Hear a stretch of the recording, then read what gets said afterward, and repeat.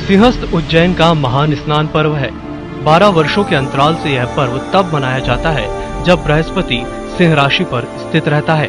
पवित्र क्षिप्रा नदी में पुण्य स्नान की विधियां चैत्र मास की पूर्णिमा से प्रारंभ होती हैं और पूरे मास में वैशाख पूर्णिमा के अंतिम स्नान तक अलग अलग तिथियों में संपन्न होती हैं।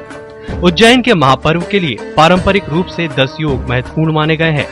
पुराणों के अनुसार देवों और दानवों के सहयोग से संपन्न समुद्र मंथन से अन्य वस्तुओं के अलावा अमृत से भरा हुआ एक कुंभ अर्थात घड़ा भी निकला था।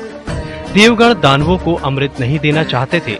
देवराज इंद्र के संकेत पर उनका पुत्र जयंत जब अमृत कुंभ लेकर भागने की चेष्टा कर रहा था, तभी कुछ दानवों ने उसका पीछा किया। अमृत कुंभ के लिए स्वर्ग में 12 दिन तक संघर्ष चलता रहा और उस कुंभ से 4 स्थानों पर अमृत की कुछ बूंदें गिर गईं। यह स्थान पृथ्वी पर हरिद्वार, प्रयाग, उज्जैन और नासिक थे। इन स्थानों की पवित्र नदियों को अमृत की बूंदें प्राप्त करने का श्रेय मिला। क्षिप्रा के पावन जल में अमृत संपात की स्मृति में सिंहस्थ महापर्व उज्जैन में मनाया जाता है। कुंभ के नाम से यह पर्व अधिक प्रसिद्ध है। प्रत्येक स्थान पर 12 वर्षों का क्रम एक समान है।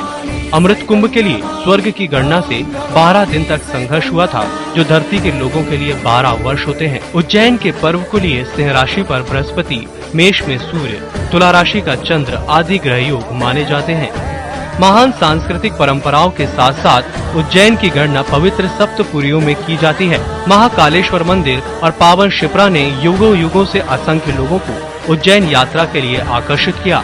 सिंहस्थ महापर्व पर लाखों की संख्या में तीर्थ यात्री और भिन्न भिन्न संप्रदायों के साधु संत पूरे भारत का एक संक्षिप्त रूप उज्जैन में स्थापित कर देते हैं, जिसे देखकर सहज ये जाना जा सकता है कि यह महान राष्ट्र किन आदर्श प्रेरणाओं की शक्ति से एक सूत्र में बंधा हुआ है।